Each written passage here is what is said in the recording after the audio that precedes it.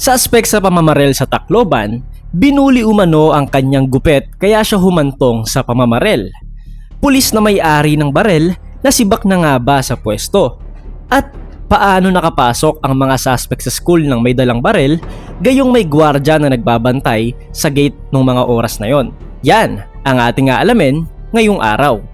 Ito mga idol ang update sa Tacloban mula sa mga pulis na nag-iimbestiga doon. June 22, 2026, umalingaw-ngaw ang mga putok ng barel at sigaw ng mga tao sa Tacloban, Leyte. Naitala agad na may 3 nasawi at 7 sugatan.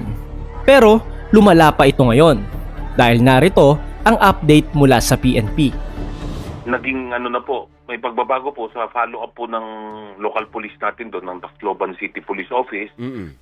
Coordination with the hospitals and other areas doon ay lumalabas po na ang total na wounded na po natin or injured ay 20. So out of this 20, 15 po dito ang firearm-related injuries. So ibig sabihin po tinamaan, nadaplisan nung mga pinaputok nung 2 pong CICL natin. Ngayon po ay 20 na po ang sugatan, 15 dito ay firearm-related, yung 5 po ay yung dahil po sa panic or sa kaguluhan ay may mga tumalon from the wall, may mga nadapa po, yun po ang so 23. Fortunately, or as fortunate as we can be in these kinds of incidents, ay we do not see na madadagdagan pa po yung fatalities. Kahapon mga lodi, may balita na may estudyanteng tinamaan sa ulo at kritikal ang kanyang kalagayan. Ito ang balita.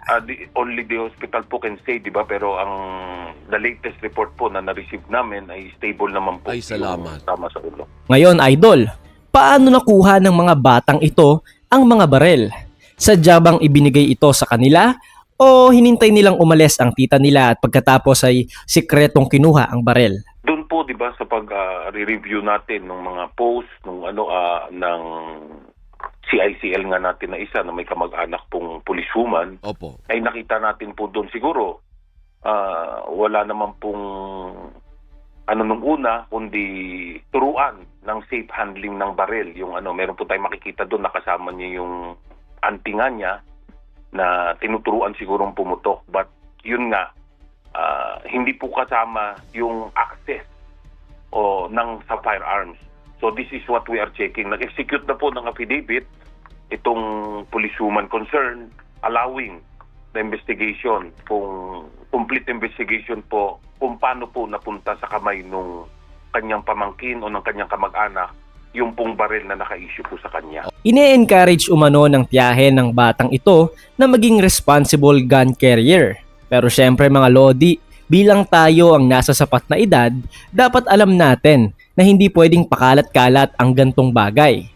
Baka hindi po natin alam na sa isip niya, pero siguro responsible gun ownership na for defensive purposes. At baka po nangangarap din na magserbisyo yung kanyang pamangkin. But sad to say, kagaya nga po ng sinabi po ninyo sir na adult na siya, doubly so dahil siya po ay police officer. So dapat mas alam niya po yung pag-iingat ng baril na hindi po ang baril po naman kasi alam po natin hindi po kagaya ito ng cellphone o ng sasakyan na pwede mong basta ipahiram. Tama.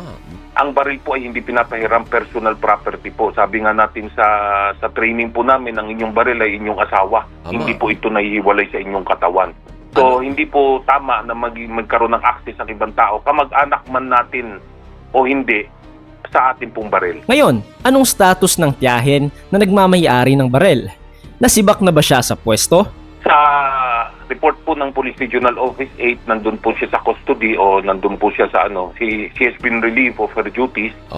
At alam naman po natin, hindi sa hindi po naman tayo basta-basta nag-dismiss ng ating pong mga kapulisan. Mayroon po tayong due process. Pero we would like to assure the public na siya po ay nirelieve na of her present duties at nandun na lang po siya sa Police Regional Office. Halos sunod-sunod ang mga krimeng nangyayari sa bansa natin ngayon mga idol na may kinalaman ng mga estudyante at sa paaralan pa mismo na nangyayari. Nung nakaraan lang, may babaeng pinagsasaksak ang mga kaklase niya. Talagang kung magulang ka ay matatakot kang papasukin ng anak mo sa paaralan, di ba? Ngayon, Anong plano ng mga pulis para maiwasan ang ganitong mga insidente? Magdadagdag ba sila ng mga pulis na naka-duty sa bawat paaralan? Yun po, ipinag-utos na nga po ng ating Chief PNP. He is also very alarmed about this. By the way, he's sending his deepest condolences po sa families at sa communities ng ating pong mga naging biktima.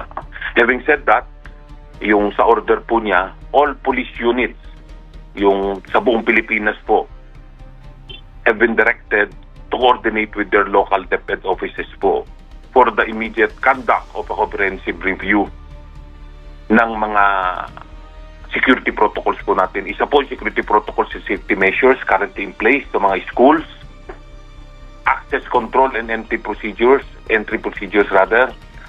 Dito po sa pasukan at meron po tayong mga schools, di ba karamihan po naman marami pong schools natin ang malalaki ang population at ilan po ang ingress at egress o yung pasukan at labasan ng mga estudyante. So we are recommending to limit ito pong number ng para mas mabilis mabantayan, mas mabilis po ma-monitor ang mga pumapasok at lumalabas. Let's say for example, ang isang school po ay may 6 na labasan at pasukan, ililimit lang po natin siguro sa 2 para po mas marami. Base sa investigasyon, may gwardiya sa paaralan nung mangyari ang pamamaril. Pero anong nangyari? Yun nga po, initial report po ay meron pong gwardiya, kaya lang siguro na-overwhelm ito. We are not making excuses for him.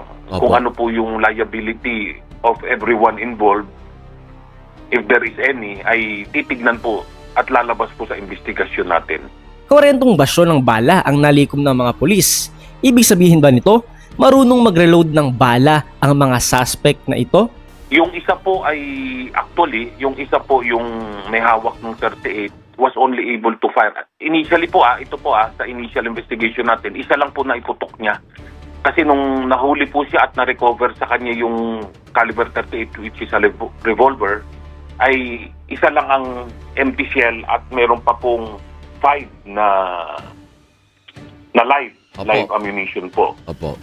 Yung po namang ay naka-recover tayo ng as of now at least 2 magazines. So definitely ay nag-reload pa po to. Yes sir, di ba ito po yung sinasabi nga natin na during the review of yung mga post niya sa social media, dito po natin nakikita na nagpapaputok siya ng baril as well as violent videos of killings na nandun po sa kanyang mga post.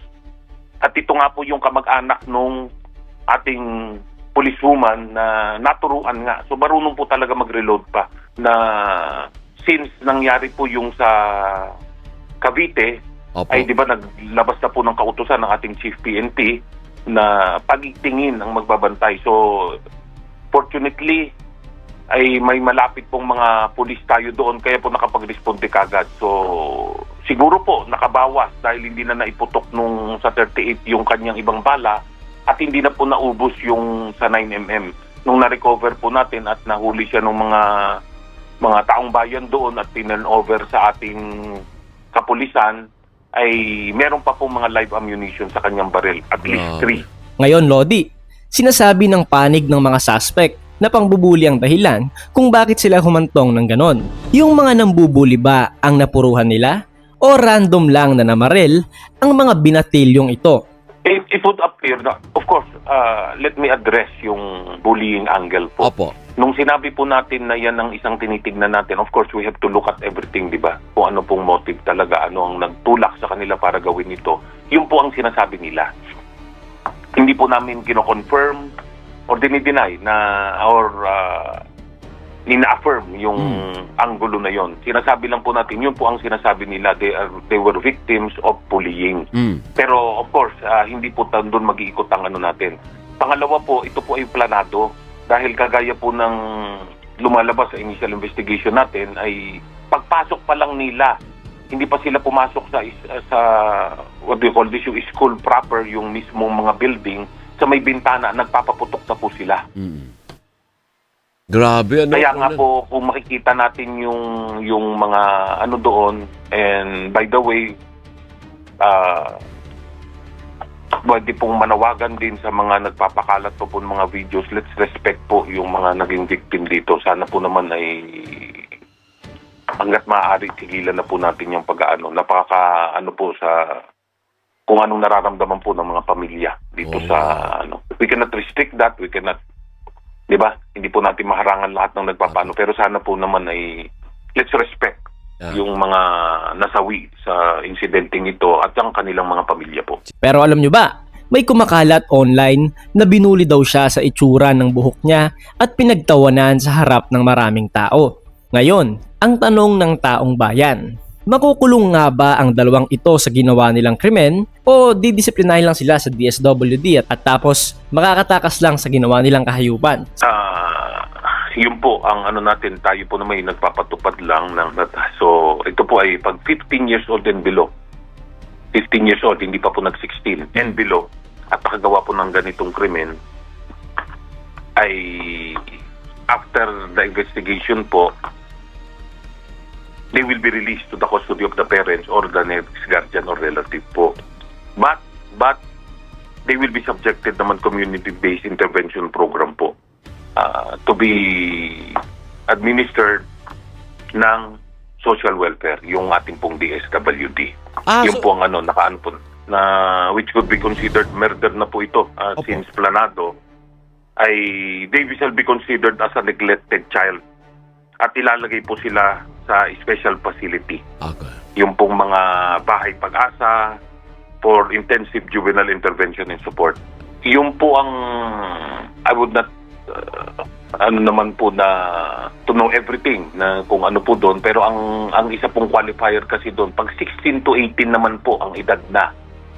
So that 16 to 18 hindi pa po nag-19, titignan po natin kung may discernment ang kanyang action. Kung alam niya po ang tama't mali doon sa kanyang ginawa, and we will be tried as an adult. Pero ito po kasi very specific, yung 15 and below ay ito po, intervention lang po talaga ang nakalagay. Sana, Lodi, no? Sana hindi na masundan ang ganitong mga pangyayari. Hanggang ngayon, hustisya pa din ang panawagan ng mga pamilya ng biktima na nasawi sa nasabing insidente. At dyan nagtatapos ang video natin ngayong araw. Hanggang sa muli, paalam!